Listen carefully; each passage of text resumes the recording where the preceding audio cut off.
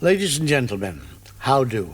A House hearing intended to address transgender athletes on October 7 suddenly changed to another topic when Democrats grilled Representative Marjorie Taylor Greene with sharp accusations of insider trading, as per a report. The conflict broke out during a hearing of the DOJ subcommittee, which was led by Greene herself, a session initially called to review matters on transgender engagement in sports such as fencing and other competitions, according to Business Insider.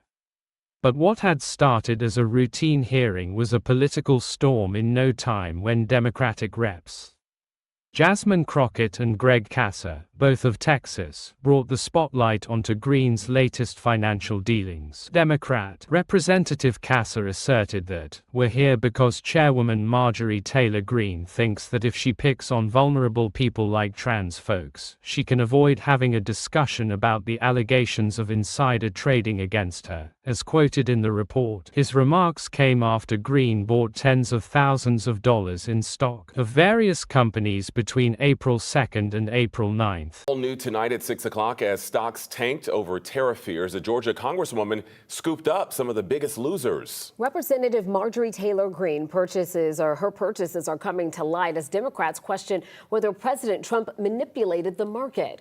Members of Congress are required to report their financial holdings, and new data shows Representative Greene bought stock in Lululemon, Dell, Amazon, and the parent company of Restoration Hardware last week, all of which were down about 40% because of President Trump's tariff threats.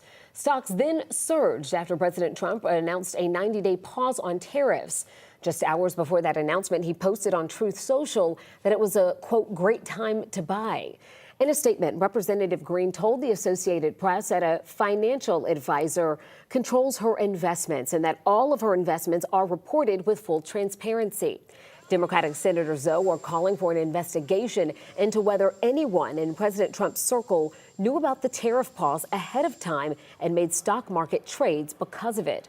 In the past, lawmakers on both sides of the aisle have proposed bills banning members of Congress from stock trading, but those bills have never passed. When U.S. President Donald Trump's tariff announcement and subsequent pause led to huge shifts in the stock market, according to Business Insider. However, the Congresswoman has justified saying that the trades were made by an independent financial advisor, as per the report. Last month, she explained, "That's something that my portfolio manager does for me, and he did a great job," emphasizing, "Guess what he did?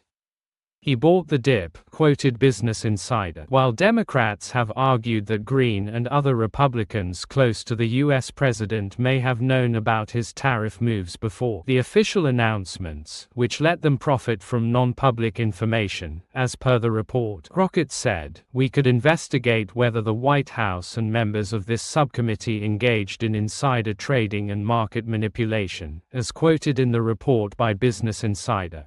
Another Republican who is being looked at for possible insider trading is Trump's Attorney General Pam Bondi. On April 2, which Trump dubbed Liberation Day, the president announced tariffs on countries all over the world, causing stock markets to plummet.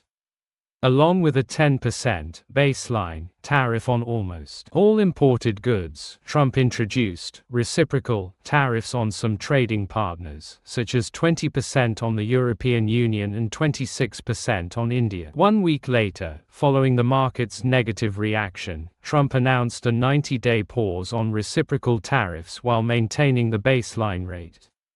On his Truth Social platform, hours before announcing the pause in tariffs, Trump wrote, "This is a great time to buy." DJT. The moves have garnered criticism, with some Democrats accusing the president of market manipulation, though there is no evidence to support this claim. There is no suggestion of wrongdoing on the part of Bondi. Trump's tariffs were announced after the markets closed. And Jake, I want to pivot to another headline coming out today. Government documents showing that U.S. Attorney General Pam Bondi sold at least $1 million worth of Trump media shares the day the president announced sweeping tariffs. I can only imagine there are legal and, of course, ethical questions to this.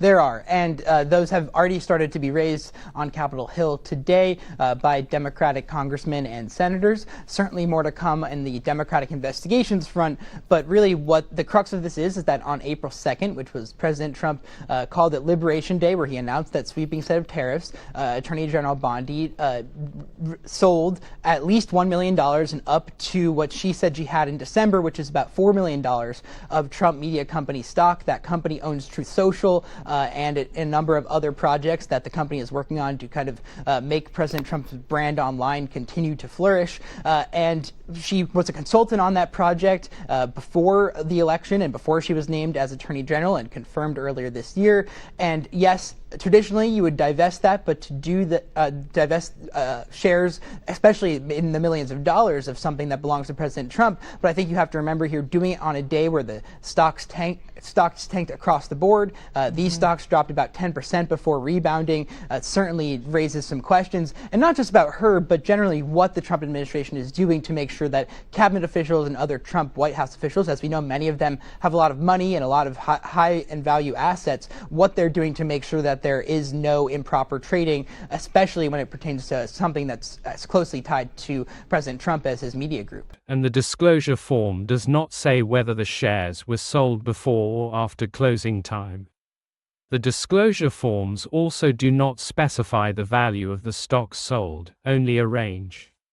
According to CBS News, the day after the sale, Trump Media's stock dropped by more than 10%. Bondi received shares worth just under $3 million from Digital World's merger with Trump Media, which is the parent company of Truth Social, according to a filing first reported by Forbes.